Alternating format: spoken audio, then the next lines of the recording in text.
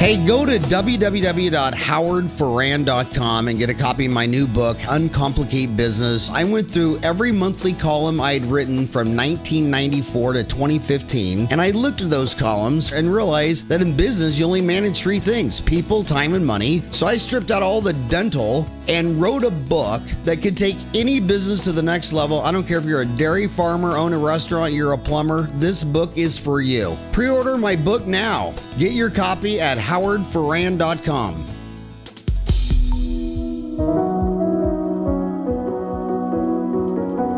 Today is going to be my favorite podcast of all time. I'm talking to a woman who needs zero introduction, Rella Christensen. I can still remember getting out of school in '87 and making the pilgrimage to Provo, and I thought Gordon was great, but man, if there was ever behind any successful man, a successful woman, you are the bomb. You were so motivational to me, so inspirational to me. You probably, the first hour I met you, gave me more inspiration, motivation than all my teachers at UMKC after 4 years. And your wealth of knowledge is amazing. And Rella, why I wouldn't get you on here? You have a PhD in microbiology, is that right? Actually, Howard, my PhD is in physiology with an emphasis on microbiology. And the reason for that is we are studying the oral cavity. And in the oral cavity, the microbiology is essentially natural flora. And so the interesting thing is, how come we have pathology when we're struggling with the normal flora of a person's oral cavity? So it's a combination of both physiology and microbiology. Well, I would say that microbiology is all over the news. And, we talked about, I think you and I talked about it 25 years ago, how just in generally speaking, like if someone has a lot of perio, they don't seem to have a lot of decay. And if they have a whole mouthful of decay, they don't have a lot of perio.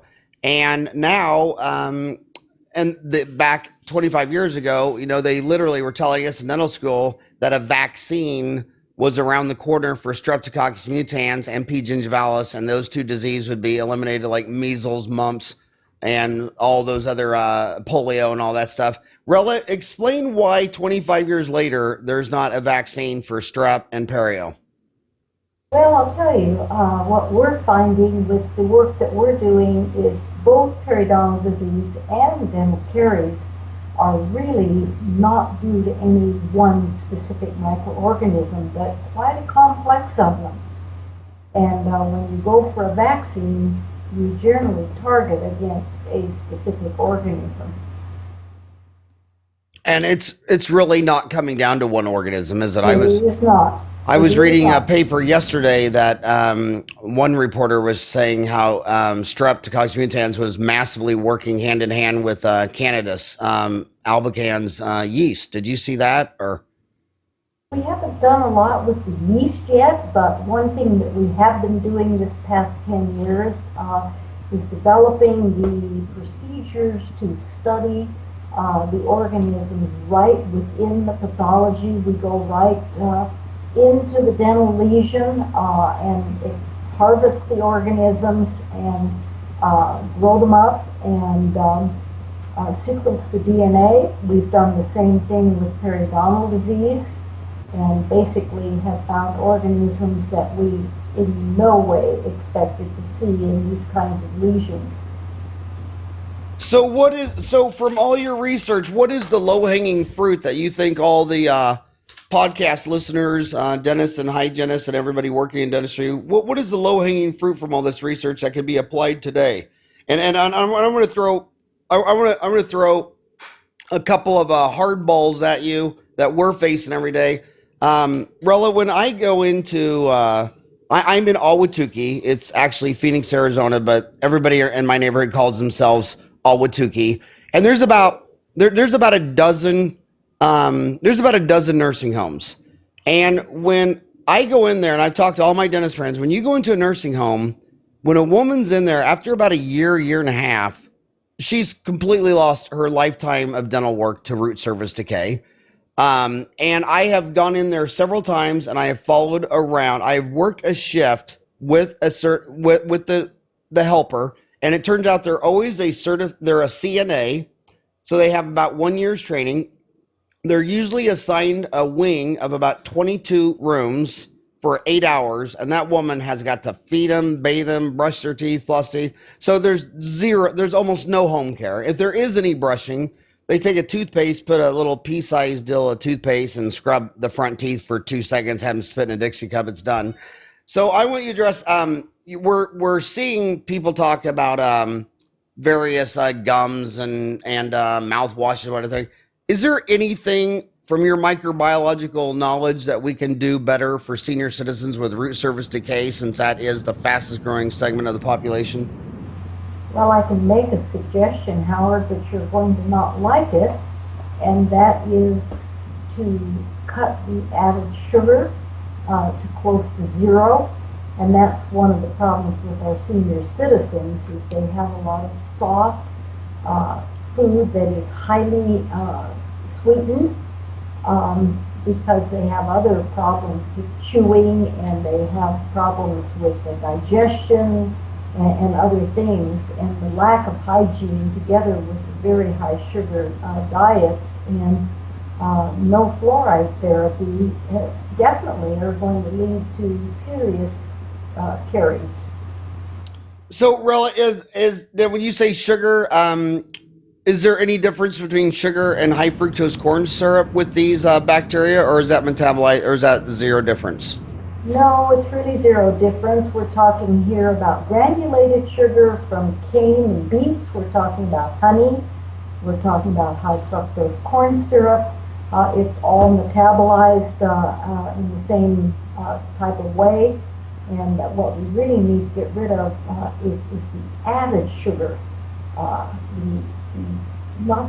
the natural sugar in fruits and vegetables, but that which is in candies and donuts and cake and icing and various sugar sweetened drinks.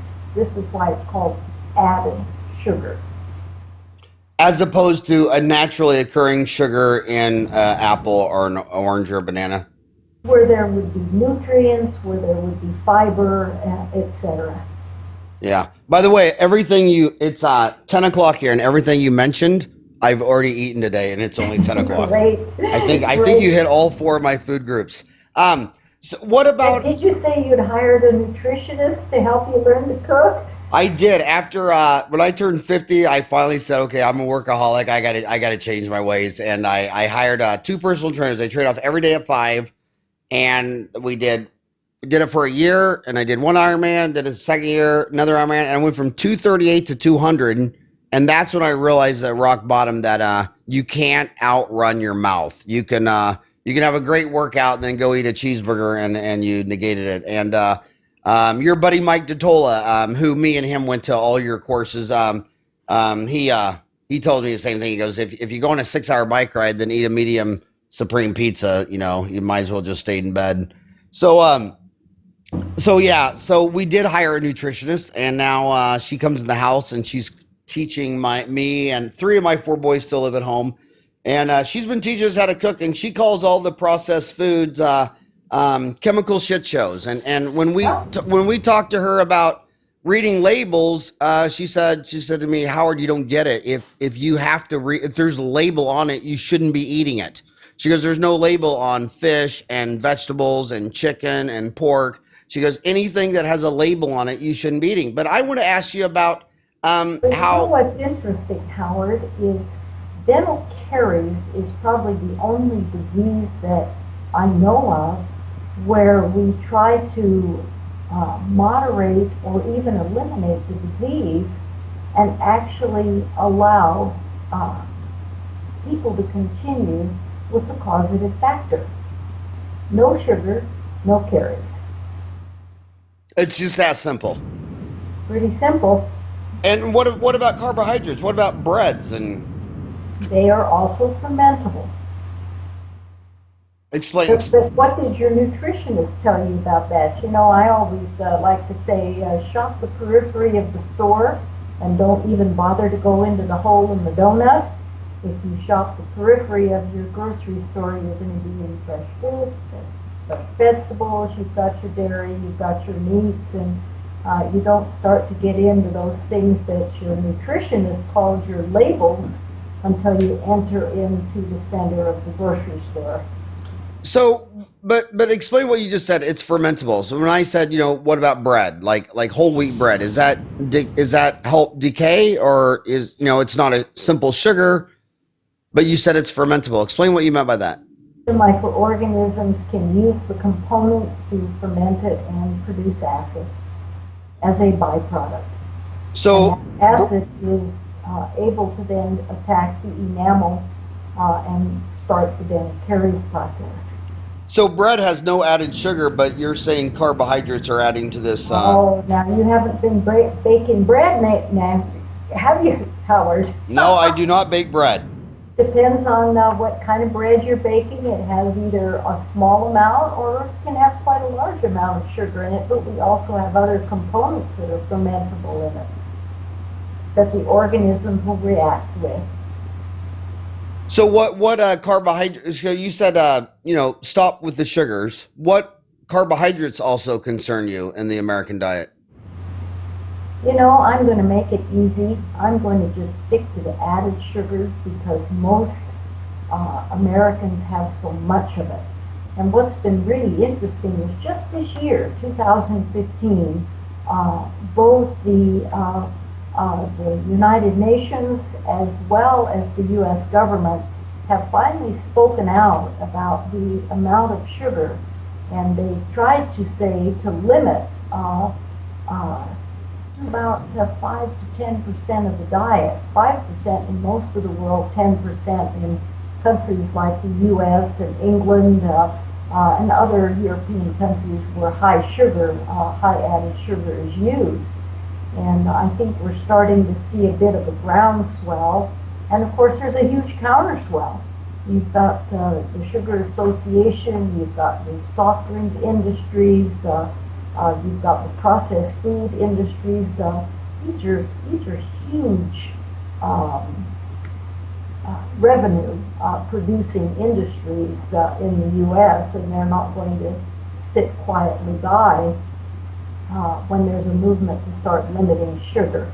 And it's very similar to when there was a movement to limit cigarettes.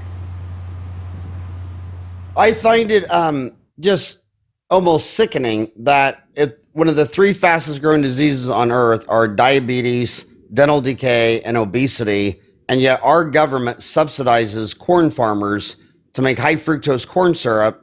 And I have personally witnessed several times when a young teenager had a choice between a bottled water and a 64-ounce thirst guster at Circle K or 7-Eleven, and you can hear the two kids talking about it, and he said, I'll get a bottle of water. And they go, well, the Coke's cheaper. And the kid's like, you're right. And he goes, and the Coke's bigger, so he could buy this little bottled water, probably 16 ounces, and that was 89 cents. And the big old monster thirst buster was 69 cents. Well, I'll tell you what's unfortunate about it, Howard, and that is what's happening in the rest of the world. This, of course, has been going on for many years, but into the less developed countries of the world go the large soda pop soft drink manufacturers, and basically the people don't have pure water, or they have wells where the water doesn't taste very good, even though a well has been dug, and it may not be microbially contaminated. It isn't good tasting water, and so they're basically drinking soft drinks that are highly sweetened, and they'll drink 4 or 5 or multiples even in a day. Yeah, last summer when I was working in a orphanage in Tanzania, and then we went over to Ethiopia, and they were you heard healthcare professionals saying, yes, drink Coke because you don't want to get E. coli, you don't want to drink dirty water and get sick. And I had a local dentist in Tanzania tell me, don't drink water. I only drink Coke because I don't want to get sick. Well, this is happening all over the world, and you see civilizations that have essentially been caries free, where it becomes a rampant problem. So it's too bad. I see the same companies that sell soda pops around the world often do sell bottled water too. Frankly, you could drink water in the U.S. right out of the tap, but how many people do it? I drink it out of the garden hose, but then again, I was born in Kansas. We are, I do. I still drink water out of the garden hose when I'm in the backyard. Oh, But that's great. I'm gonna As long as the dog hasn't licked it. I'm going to switch gears. Xylitol. You hear so much talk about xylitol. Lots of dental offices have a bowl of xylitol at their front desk and say, learn how to, chew gum with xylitol. Do you think xylitol is having a significant impact on dental decay? Do you think the more xylitol products used, the less decay we'll have, or is that kind of less than you've hoped for? Well, xylitol has been promoted two ways. Howard, first of all, it was promoted as actually an anti-caries agent. It's also been promoted as a sugar substitute. And I think as a sugar substitute, it's valid. It's expensive, but it is valid as a sugar substitute. As an anti-caries agent, we've been very disappointed in it. So you like it as a sugar substitute because it's not going to be metabolized like a sugar for Streptococcus mutans. It's not going to be metabolized in the same way. That's true. But you like it? Do you like sugar substitutes in general? I mean, a lot of nutritionists do not like aspartame. They don't like these sugar substitutes. Do you like them in general, or is this your favorite one out of all of them? Or talk more about that, please. Ideally, you already know this, and I think most people do, Howard. It's best to stick to the fresh fruits, fresh vegetables, water, a little bit of protein. Basically, more and more is coming out about a number of the different artificial sweeteners and some of the problems that are being caused metabolically now that people have had enough in order to start showing up. They've shown what they call a metabolic syndrome, which is actually a cluster of factors that it's claimed can lead to heart disease as well as type 2 diabetes. They've shown things in mice that are disturbing about some of the sugar substitutes. I think it's the quantity more than the material itself. I know people that will consume diet sodas all day rather than eat. Women try to control their weight this way. Young girls in junior high school that get conscious of their weight as they want to be attractive to boys and so on, generally get onto these types of things because they fill the stomach for a period of time. And I think it's the amount that we're talking about that's the problem. I don't think these things in small amounts would be a problem, but when we're talking 3, 4, 5, 12-ounce cans a day, this gets worrisome. Would you say that? I want to ask you another question. I have a bottle of water here, and I have my morning cup of coffee. Do you think morning? I see it's quite a large cup. Is that a 3 or 4 cup? You're right. That is I don't know, but that's a good question. But that probably is a how many cups do you think that is? I don't know. It looks pretty big to me. Do you think that's unhealthy? Do you think that's unhealthy, Rella? Well, it's a low pH, it's right down there close to 3, and 3, 4, depending on some of the additives you would add to it, as far as the cream or sugar in your coffee. Do you drink it straight black, and how strong is it? But the coffee is definitely a low pH drink. Okay, I want to switch gears to a whole nother topic. There seems to be a debate in the scientific community. We know below the belt, if there was anything positive that came out of AIDS, which was one of the worst epidemics ever, it was the entire planet knows that you can transmit diseases below the belt. I mean, when it was just syphilis and gonorrhea and things that could be treated by a shot of penicillin, It just didn't have the impact it did when HIV came out and the whole world understands it. But then we move above the belt to the mouth, and we're told that babies are born without Streptococcus mutans or P. gingivalis, or H. human papillovirus that can contribute to oral pharyngeal cancer. And then you see a society where you bring home a newborn baby and everybody starts kissing it on the mouth. So my first question to you is I mean, obviously they're picking up these pathogens from somewhere. I've read studies that think 95% of it comes specifically from their mother blowing on their food. What do you think about the contagiousness of Streptococcus mutans and P. gingivalis and human papillovirus? Well, Howard, it is a fact that an infant is born into the world with a sterile oral cavity. And then they pick up the organisms from various objects and people with whom they associate. And you know, babies are placed on the floor, sometimes with or without a blanket under them. They put all kinds of things in their oral cavity. Probably one of the most dangerous things with the relatives kissing the babies is herpes. In the first 2 years of an infant's life, it's very susceptible to the herpes virus. And a natural immunity is generally built up over the years, but people that carry this don't realize that they're actually shedding the virus a period of many days before a lesion will break out on the lips.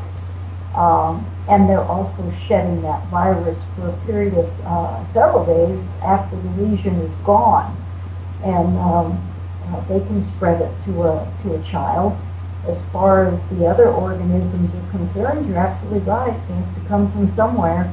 Objects, people. So, Rilla, things that they eat. And you've got to realize that your food is not sterile. All food has organisms in it, that they just don't happen to be ones that are pathogenic. Tell me what you think of this argument that I've used with many of patients and other dentists, and some people agree and some disagree. It definitely works in the family, but I will see a dentist and they will see the mom every 3 months for the last decade. She's on a 3-month perio deal because she has periodontal disease, and she's in there every 3 months. And you look at the chart, she's been doing this for a decade. And then I say, well, what's the husband look like? Oh, I've never seen the husband. And I'll say, well, what if you saw her every 3 months for chlamydia for a decade? Wouldn't you eventually say, hey, maybe you're sleeping with someone with chlamydia and we need to bring your husband in here and treat you both as an entity? Can you really, because when I tell a patient, I can't treat you for gum disease and never have seen your husband, because if I'm going to treat you every 3 months for periodontal disease and then you're going to go home and kiss your husband every morning and every night, I'm fighting a losing battle. Is that argument valid, or do you think that's not valid? Well, that's a valid argument. Many years ago, a fellow by the name of Radar Sovness, who was the dean at UCLA, actually used microbe-free rodents called notobiotic rodents and was able to demonstrate the transmissibility of dental caries. And periodontal disease organisms are also transmittable from human to human, which would qualify them as an infectious, transmissible bacterial disease, both of them. So okay, because whenever I tell that to, especially the mom, whenever I tell that to the mom, she's like, "Are you kidding me? I could still be getting this from my husband?" And it's like, well, absolutely. I mean, and when you explain the analogy, I'll bet she doesn't find it that unbelievable, does she? Do you find that people were pretty easily accept? Now remember, I'm in Phoenix, and I was born and raised in Kansas, so I'm not a fancy person from the big city on the coast, but I find it utterly shocking how 9 out of 10 people understand below the belt STDs and have never even thought once that would apply to their mouth, which leads me to my next question. I'm going to throw you a curveball now, Rella. Here's your trick question of the day. Do you think dentists are doctors? Absolutely.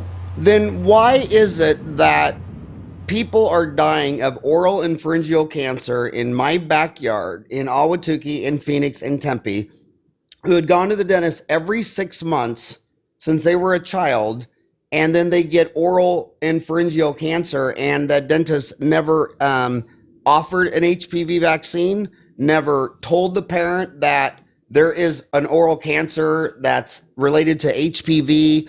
And then if I try to give an HPV vaccine, my own Arizona State Board of Dental Examiners won't let me do that. I've read studies for you. I think I heard it first from you decades ago that Americans see their dentist twice as often as they see their family physician. But I can't offer a flu shot to grandma and grandpa when they come in. But if I go to Walgreens or CVC, a pharmacy tech, and I've asked the pharmacy tech, how many years of college did you go to? And they're like, 1 year. And it's like, I went to college for 9 years. I can't give a flu vaccine and HPV. And I'm starting to say, when people say, well, dentists aren't real doctors, I'm starting to say, you're right. Either is Dr. Pepper, and I can't even give a flu shot. So at this point, I don't even know what I am. What are your comments on that rant? Well, you know something, Howard, that's too bad, because in the beginning, dentistry was a specialty of medicine. And that was many years ago, and that persisted in Europe, and I think it still persists in many parts of the world today. And, you know, some people were very proud 100 or so years ago when dentistry split off and had their own dental school, their own dental profession, their own dental boards, and so on. And in my personal opinion, I think both medicine, a physician and a dentist, are both doctors. Physician and a dentist, they're both doctors. And you go through very similar basic science courses, and then you branch out into your specialty, much like a physician might become an ophthalmologist. Is an ophthalmologist a physician? Yes. Is a dentist a physician? I believe that it's a specialty of the healthcare profession that we call a physician. Yeah, it's I've heard at the Dental Museum in Baltimore, I think that's where the first dental school was, and they have that dental museum. They were saying that they think they split off because one needed a bed and one needed a chair, and it was something that silly that made the split. And I think 100. That is silly, because again, go back to the ophthalmologist, go back to an ENT person. I mean, there are many specialties of medicine you and I could probably think of if we took a moment, that you don't necessarily need a bed, or you don't need to go to the hospital. Correct. Yeah. Do you think over the next century, dentistry and MD should merge back into one training program? Do you think it would be a better idea if 100 years from now a dentist was a specialty like ENT or dermatology or gynecology with under the MD umbrella, with all the oral health with all the oral health systemic data coming out? I would love to see it, but I can't see it happen. The politics of it are incredible. That's true. Politics in America is the older you get, the more cynical you become, don't you? I used to think when I was little that America was about truth, liberty, justice, the American way. Now I think America is about money's the answer. What's the question? It just seems like that's all it is. It just comes down to money. If you just follow the money, you'll figure out America in about 8 seconds.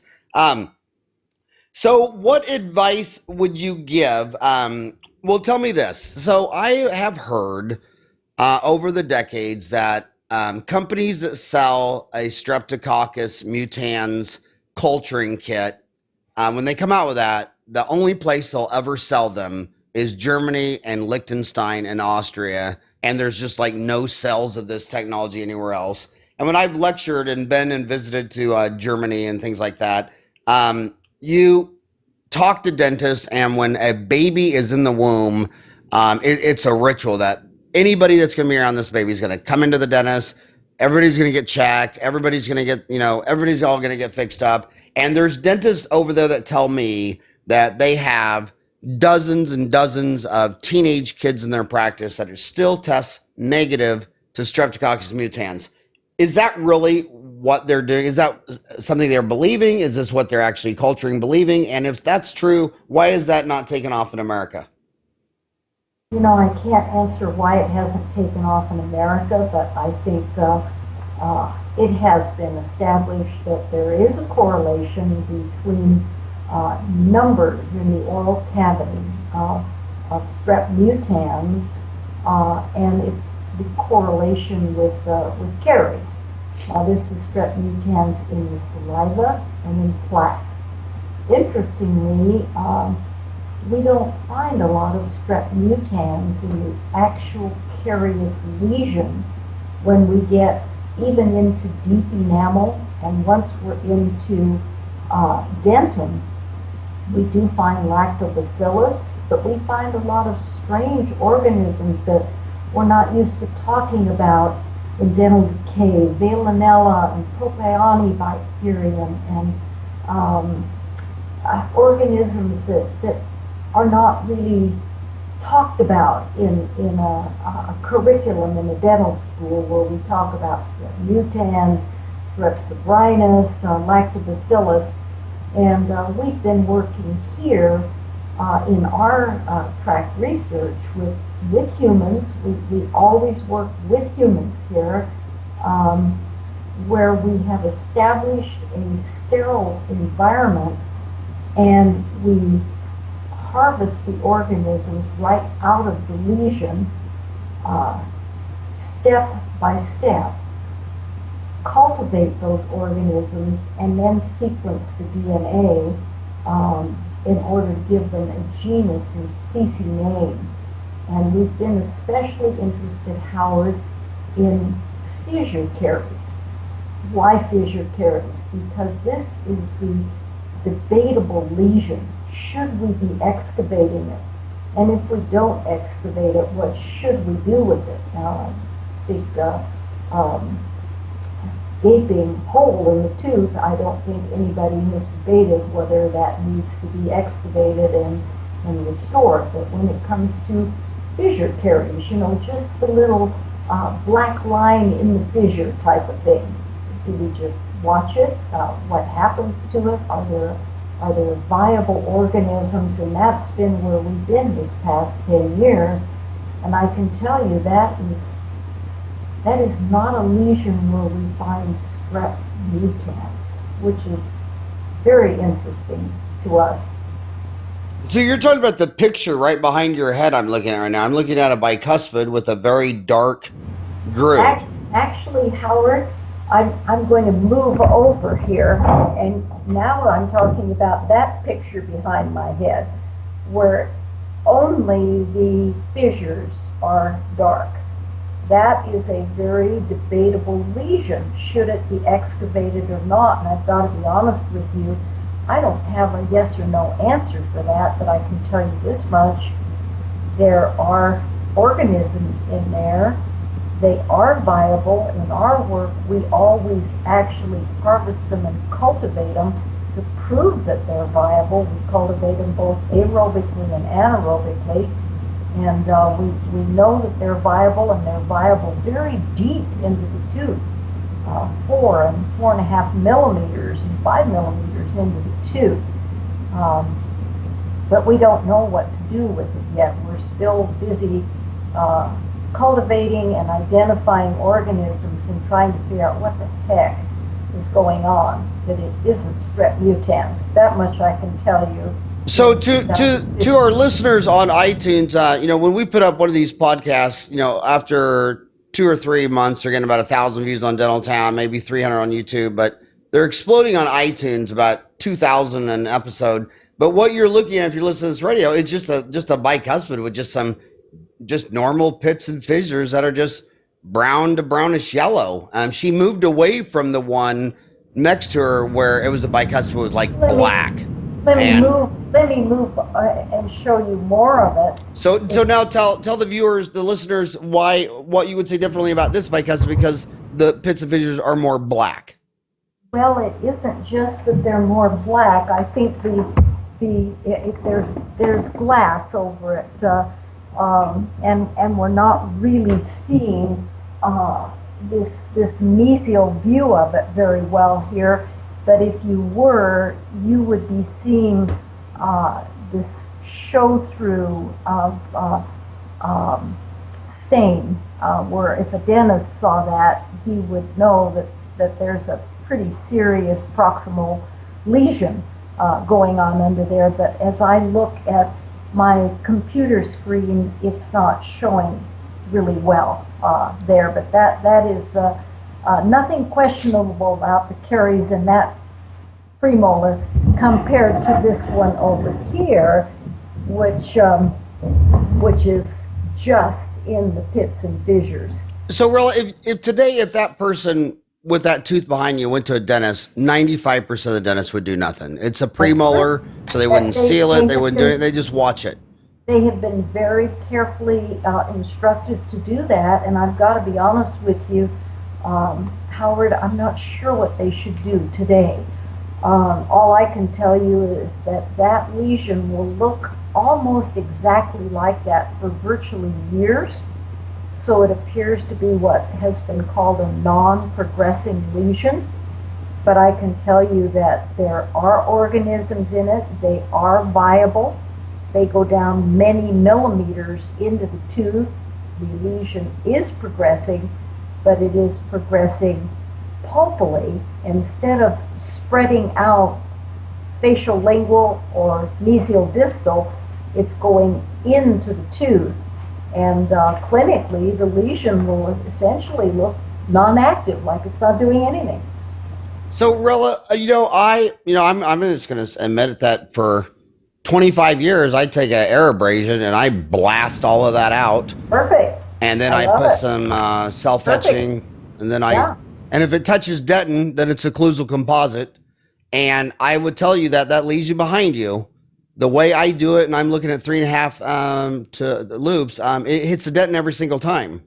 So in my office, it's really a preventative resin restoration. It's billed as an occlusal composite, and you said that picture, oftentimes you'll find them 4 to 5 millimeters down. I've never cleaned one of those out in my life that it wasn't into the dentin. I agree with you, and if you were to use air abrasion with it, you would immediately be able to determine if that person had just stained the fissures, if it was like a smoker or a heavy coffee or tea drinker, where those pits and fissures have become stained. Because, Howard, the pits and fissures 100% of the time are stuffed full of plaque. We never really clean the pits and fissures. Even with air abrasion, you have to be fairly aggressive to remove all of the plaque, and even then, there would still be organisms deep down. The truth of the matter is, I've had my same assistant for 28 years, Jan, and she hates the mess of air abrasion. Do you like any of these lasers for cleaning those out? Because the pretense is that cleaning that out with a burr, a diamond burr, is the fastest, easiest way, but obviously it's a more aggressive, and you're removing obviously more sound tooth structure. Do you like any of these hard tissue lasers for cleaning out the tooth like that? We've worked with erbium and with CO2, and I prefer the air abrasion. Bear in mind, the erbium and the CO2 laser will also remove the enamel, much like a fissurotomy burr. I'll tell you, as we work on these from a research standpoint, we use the Brasseler H1 burr, which I'm going to call it an 1/8 round burr. You know what a 1/4 round burr looks like. Okay, this is an 1/8 round burr. So you know that it's very tiny, and of course we're trying to harvest just the material that would have the microbial infection and not a lot of the other surrounding material. And so that's the way I'd love to see them excavated. I would go with after them with like a Profijet, and then with an H1 burr. Brasseler's the only one that I know of that sells those, and I'm going to be honest with you, Howard, I don't know who in the world uses them. They're so tiny that you only get a few rotations before you've kind of used up the cutting ability of the blades on the burr. But nevertheless, they are available from Brasseler, and it's what we use exclusively in our work in order to attack the lesion at the very heart. And we'll use many of those burrs in a lesion like that because we only allow a single cut, and then we cultivate the burr and move to the next level. We're actually cultivating what you suck down to the sewer, the dust, okay? And that's what we're actually culturing and retrieving the microbes from. But It'll be interesting to know, Howard, that the way a lesion is normally excavated, it leaves the prep contaminated 100% of the time. And the reason for that is you use maybe one or two rotary instruments for the entire excavation, and you actually inoculate the what would be the sterile parts of the tooth by running your burr across those virgin parts of the tooth as you define your prep. so how would a dentist, so what would be the remedy for that after you prep the tooth? Would you recommend chlorhexidine or something to clean it out, or? Well, we've tried a number of things, and the best that we've found has been a product that's been on the market for years. It's called Gluma Desensitizer. It's a fairly simple formulation of 5% glutaraldehyde and 35% HEMA. You remember HEMA from your adhesives. Hydroxyethyl methacrylate is actually a wetting agent, and it will help to pull that disinfectant down into the dentinal tubules. It was used that way originally in a product called Gluma Adhesive that was marketed, I'm going to say about 20 some odd years ago now, from the Bayer company in Germany. And it was a 4-bottle adhesive, and the clinicians liked it because the bottles had great big black numbers on them, and you knew which bottle to use in which order. Do you remember that? I think it was on the market when you were a young dentist. Right. And of course, that's ridden off into the sunset where most of our dental products go. I don't know what happens to them. They just all of a sudden kind of gently ride over the mountaintop and they're gone. But basically that bottle 3 in that 4-bottle system remained on the market exactly the same as it was in that 4-bottle adhesive system, only they renamed it Gluma Desensitizer, which was used around the world and still is today for desensitizing before placement of composite resin and other restorations. But the point of it is it's also a very powerful disinfectant and fixative. And it was added originally to help to fix the dentin in order to increase bond strengths. So you recommend cleaning off all your preps with glutaraldehyde, Gluma Desensitizer? I would. And what brand would you recommend? Well, you know, there are a number of them out now since Gluma patent expired. There are several. Danville has one. Clinician's Choice has one. There are about 4 or 5 different products that have that very same formulation. Interesting. And Rella, so basically what you're saying is that an interproximal cavity has different bacteria than a pit and fissure, and there's different bacteria in a root surface. So a root surface, and I assume a root surface decay is the same as meth decay. I didn't actually say that, but I'm going to tell you that that is most likely true. You are going to find different organisms in different types of lesions, particularly the ones that are large and open. There you're constantly taking in organisms from the surrounding plaque and saliva and various organisms that come into the oral cavity from foods and drinks and environmental people kissing and so on, okay? Would you say that meth decay and root surface decay are usually the same bacteria too? Say that again? Meth mouth Meth mouth decay. and root Okay. surface decay, are those usually the same bacteria? I'm not going to say that because I don't know that, Howard. We haven't worked with meth decay. The theory concerning methamphetamine decay is that the saliva flow goes down, and also people using meth generally are large consumers of soda pop because they have a dry mouth and the sugar tastes good.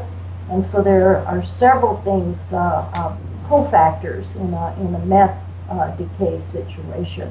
It's amazing how 28 years after I've been a dentist, dentures are coming back for two reasons: meth and a continual flow of immigrants from south of the border is keeping removable alive. But I know a lot of my friends, especially the ones in Bakersfield, where the first 10 years they practiced, they did not do a denture a month. And now, 25 years later, they're doing a denture a day. Well, you know, both of those, as you know, Howard, are preventable. It's too bad. In fact, all of dental caries, in my opinion, is totally preventable. It is a man-made disease. It isn't something that has to be. It has to do with diet and oral hygiene and saliva flow. Those three factors are key in dental caries, at least from what we found this last 10 years. Is it fair to say, though, that dentists should not own cats because the bug was originally picked up from a cat in the Fertile Crescent about 15,000 years ago? I read a paper on that where somebody said that Streptococcus mutans first came to humans from a domestic animal, and it was a cat. So is that a reason we should... That's really interesting. What I'm wondering is how many dentists kiss their cats?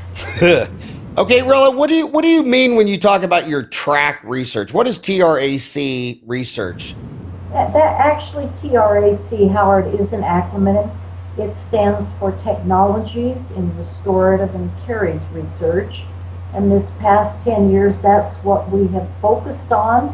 I was the director of CRA, or Clinical Research Associates, for 27 years, and then we left for a period of 2 years to serve a religious mission.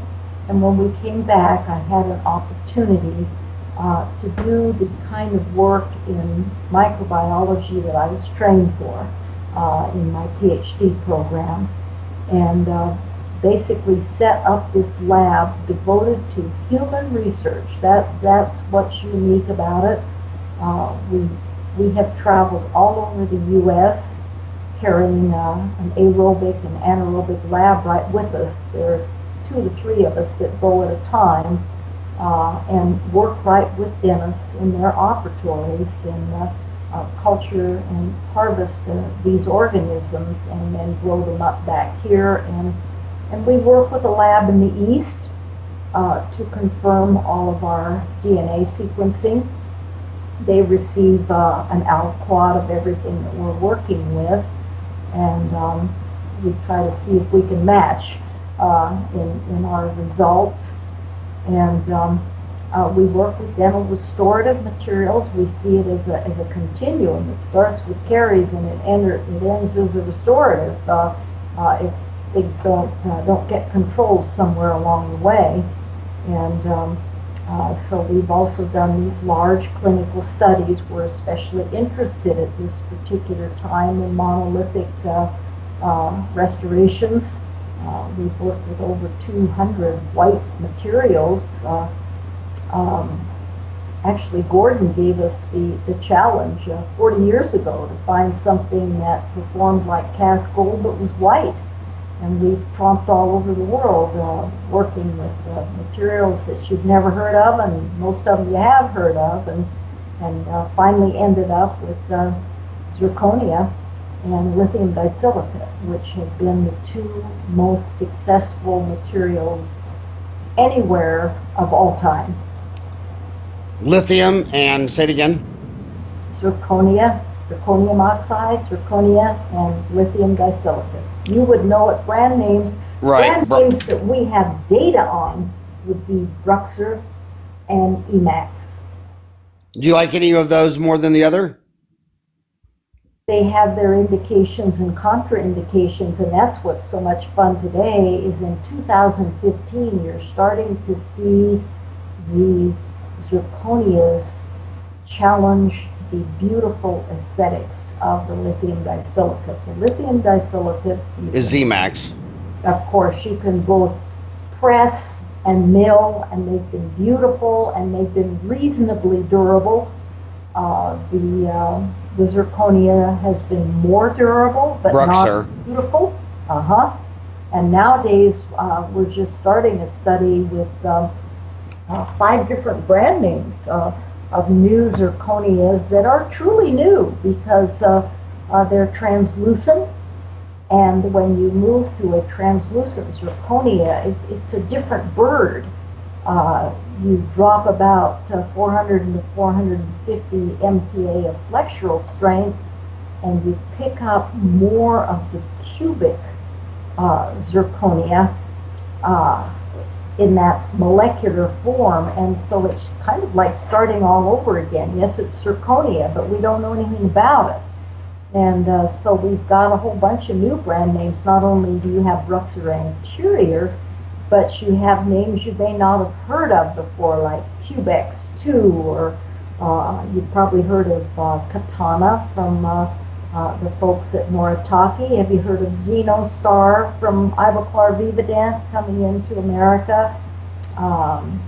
Fusion 1 coming out of the Esprit. And so we'll be placing a bunch of these and calling them in once a year to see how they're doing. It can be a lot of fun. Rella, I want you to rant on this for a few minutes. One of the things that really frustrates me about my colleagues is that, you know, when I got out of school, most of the restoratives materials in the back teeth were amalgam. And amalgam is half mercury, half silver, zinc, copper, and tin. I was taught that the tin oxide was the tin ions were very antibacterial and bacteriostatic. I seem to always see the research showing that silver fillings last 14 years, 15 years, 20 years. And then the movement was to go tooth colored. So we replaced them all with these inert plastic fillings that have no antibacterial properties. And I just keep seeing study after study showing, you know, 6.5 years later, these things have recurrent decay. And as a clinician, and I know my sample size is too small, 28 years with 8,000 people, but it just seems to me that when I place a DO amalgam, 9 times out of 10, 5-10 years later, it's still there. But when I place posterior tooth colored restorations, 6.5 to 10 years later, it's not like recurrent decay. It's like mush underneath it. And then I look at the old senior citizens who had these gold foils put in, or like in my mouth, everything's gold. Something about the high surface energy of the gold. I mean, I see gold foils where there is no margin. I mean, there's gaps. It looks like, you know, it looks like Stevie Wonder placed it, and it's 50 years old and it's still fine. So first of all, I want to ask you, with all your knowledge, there's a gazillion dentists that believe that their composites, if done right, last longer than amalgams. What would you say to that guy out there? Because there's literally 50,000 dentists in America who believe that if you use a rubber dam and you do it right, and the ones that fails because they're all done poorly, but if you do it right like they do out there in the middle of Parsons, Kansas, they'll last longer than amalgams. What would you say to that statement? Well, you know, I've got to be honest with you. When you talk about doing a composite resin right, I think that the dentists need to understand they're fighting the material, and they've been trying to do them right, quote unquote, for what, 40 years. I mean, we started CRA with Adaptic. And 3M. Have been working. No, that was actually a Johnson & Johnson product. Really? Yeah, and you know, they kind of rode off into the sunset too. But basically, you have resin polymerization shrinkage that is frankly more of a problem than, in my opinion, has ever been really acknowledged. And so you have this pull away from the margin. And, essentially they've tried various different adhesives, but the truth of the matter is we don't really have anything in dentistry that seals. We talk about seal, and we place sealants, but they don't really seal. Any kind of a seal, quote unquote, that you have is broken someplace around the margin because of the polymerization shrinkage. What we found here is that you have to have a shrinkage less than 1% in order to avoid that pull away somewhere. And wherever that pull away is, there's a canyon at the margin. And you call it a white line. You bring your white line here and we'll pull it under the scanning electron microscope, and I will show you the Grand Canyon filled with rocks. And so I think that the dentists have been fighting this material from the very beginning. They've never had the opportunity to work with something where they could really get a seal. Now, I don't want to imply that silver amalgam was sealed. What you had going with silver amalgam was an actual expansion. Once it was placed, it actually expanded in the preparation, particularly if it got a little bit wet, it could actually grow in the preparation. What you had with your gold castings is a possibility, because of its malleability, you had a possibility to actually drag the gold right over the cable surface margin. But that would be for the careful operators that were willing to take the time to run a disc over all the margins and accomplish that pulling of the gold. And all of them aren't going to be like that. You've probably seen some very fine gold work, and you've seen some very poor gold work.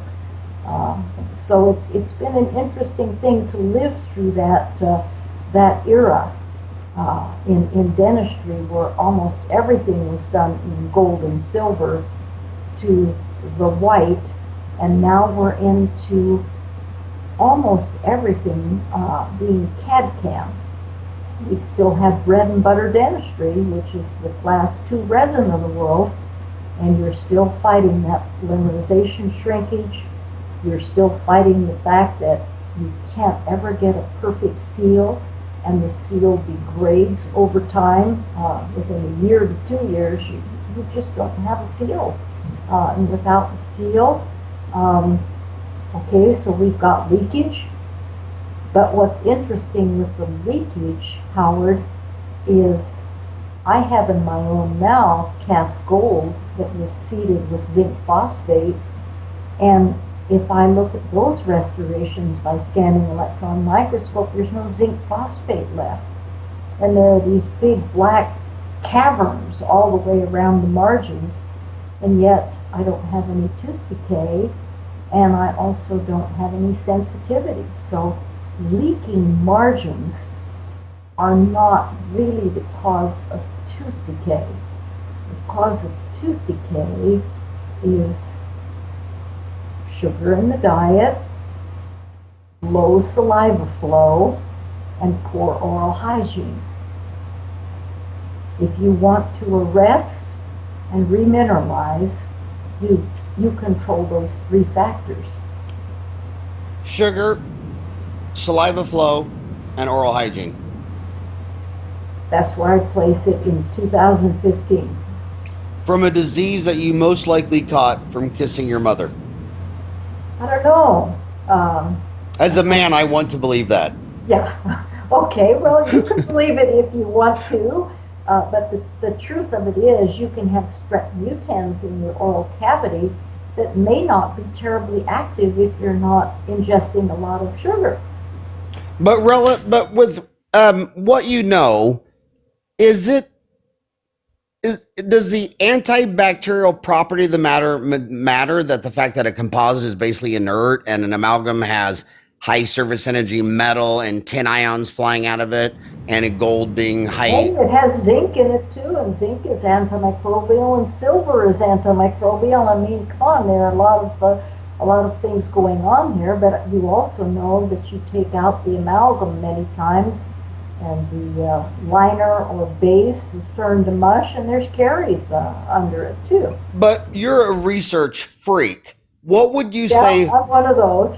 What would you say to this dentist who believes in his, the one thing I love most about humans is they can rationalize anything. I mean, they just, no matter, they want to believe something, but they all believe. There's 50,000 dentists in America that believe their composites last longer than their amalgams. I want you to tell that person right now, how long does the average amalgam last versus the average direct placement composite on posterior teeth? That's not a straightforward question. Do you know why? Do you know why? Many times today, young dentists haven't had much of an education in the placement of amalgam. Therefore, they find it very difficult. Whereas an older dentist who learned to place amalgam and became proficient at it, then struggled with composite resin, particularly with proximal contacts. And so it kind of depends on where your expertise is. The truth of the matter is composite resin is not antimicrobial. There are some factors in silver amalgam with the metals that could be helping in that process. Those same factors are not present with cast gold, but how about the cements that we're using to place them with? The cements could be antimicrobial if the manufacturers wanted to design them that way. Now I'm gonna end with a trick question, and I'm gonna try to play on your emotional maternal instincts. Let's say you have a 6-year-old granddaughter, and you love her to death. She's 6 years old. She's got 4 6-year molars, and her pits and fissures are just kind of light yellow to brown, whatever.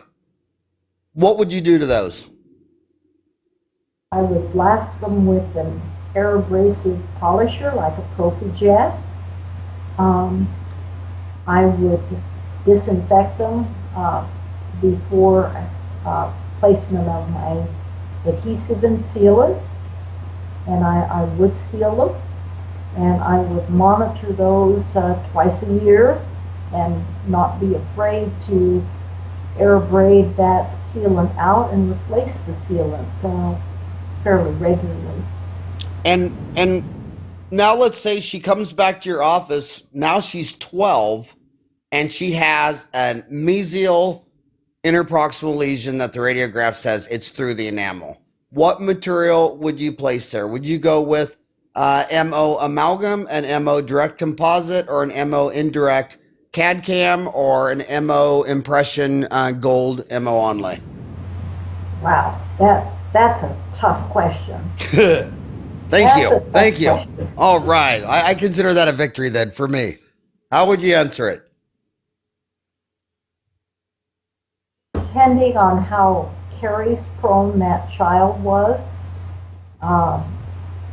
Caries prone meaning how much sugar are they eating, how do they take care of their oral cavity, how does the family live, what are their traditions and habits in their diet and so on.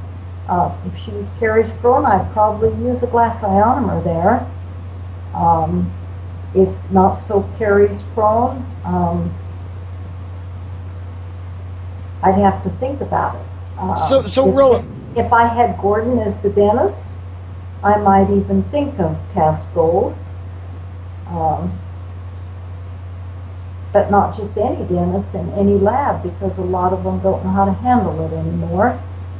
The question that I can't answer is, would I use a composite resin? There's what I think you're getting at. Would we use a class 2 resin? I can at least tell you from our work here that the most durable one by brand name is Herculite Ultra, sold by Kerr. But as far as it being anti-cariogenic, Howard, it isn't. And so, yeah, you're going to have to really think about that child and what you're going to place. The problem with glass ionomer is it's not fun.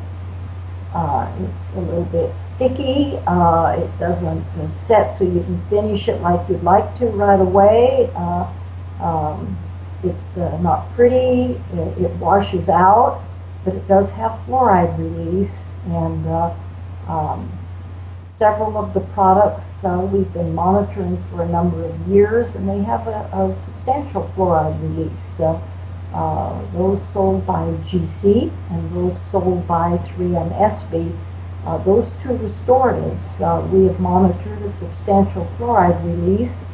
We've also taken teeth, yeast, to do secondary mass spectroscopy on them, call it SIMS, but for short, and found that the fluoride does go into the tooth from those restorative materials, particularly those parts of the tooth where the dental tubules are wide open, which would be more on the occlusal than the proximal. And you just defined a proximal lesion, but we're still going to get more fluoride into that tooth there than if we used a class 2 resin. Now, there are class 2 resin materials that claim to have fluoride release, but I will tell you that that release is within the first few weeks and is gone. So, Rella, on a planet that's got 7 billion people, with dental decay being one of the fastest growing diseases in the world, if not the fastest growing disease, why are we using inert direct resins? Do you think we should all be using switch to glass ionomer for a microbiological help there? I wonder if there are other materials that we don't have yet that are also resistant and antimicrobial. The question, Howard, with these kinds of things is are they toxic? Can they be leaching chemicals into the oral cavity and into the body 24/7 for years?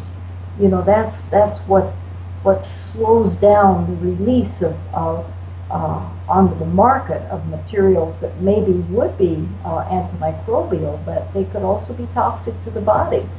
And I'm not going to tell you that the class 2 resins are, as you say, inert. They also release various chemicals into the body, and you watch them kind of dissolve over time. You see the anatomy that you put in kind of smooth out and round off, and you know you're losing material from the surface. Where does it go? It's swallowed. I don't think we can assume that it's excreted. We don't actually know that. So that makes it difficult to come forward with chemicals because you always wonder about toxicity. I mean, look at how silver amalgam has been lambasted the last 40 years or so for its toxicity. It's 50% mercury, right? Does that concern you? Does that concern me? You know something, Howard? I don't know if it concerns me. I've seen people that have a lot of hypersensitivities to a lot of things, and they claim to have symptoms from this silver amalgam, and I'm not smart enough to know if it really is from that or from other factors in their lives. I've looked at them and seen these difficult to pin down symptoms, and I've just been grateful that everything that I have in my mouth is gold. I don't have to worry. So we both lived through the Hal Huggins era. Do you think, on the whole, was Hal Huggins work, holistic or and onto something, or quackery? You know, I don't know. We lived in Colorado at the time that Hal Huggins and his institute were, I'm going to say, at their height. And I know that he was very sincere about what he was doing.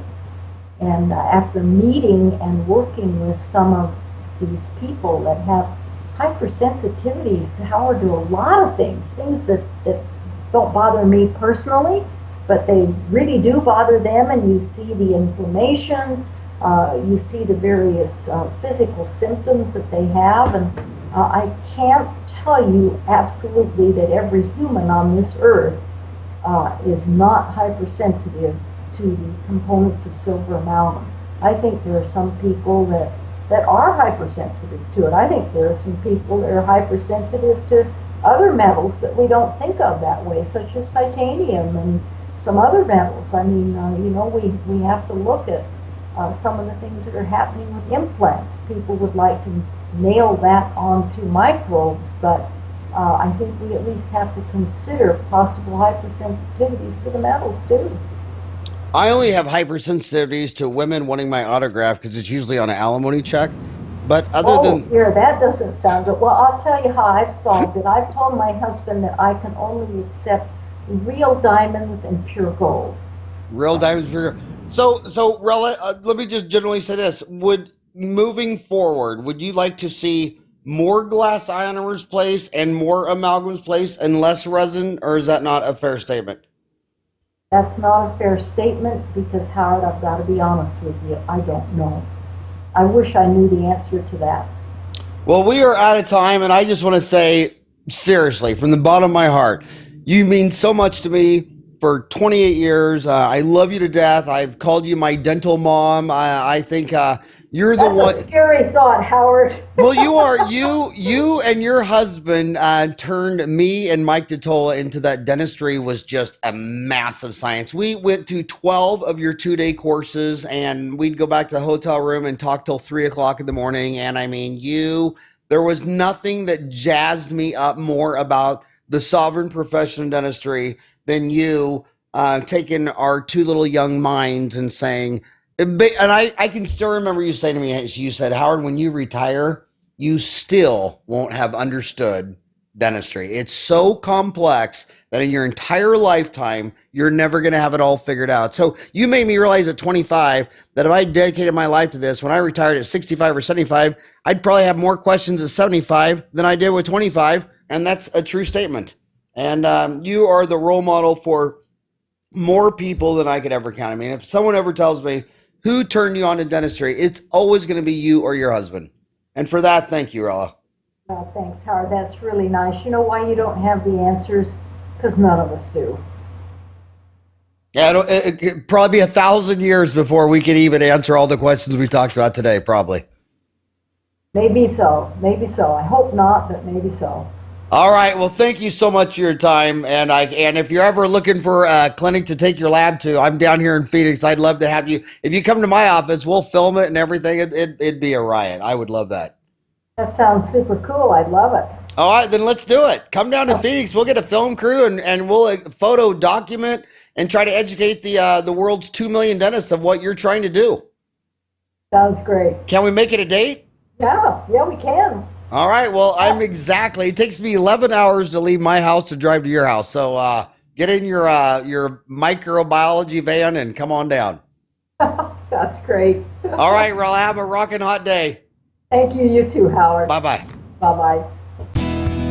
Hey, go to www.howardferran.com and get a copy of my new book, Uncomplicate Business. I went through every monthly column I had written from 1994 to 2015, and I looked at those columns and realized that in business, you only manage 3 things: people, time, and money. So I stripped out all the dental and wrote a book that could take any business to the next level. I don't care if you're a dairy farmer, own a restaurant, you're a plumber, this book is for you. Pre-order my book now. Get your copy at howardferran.com.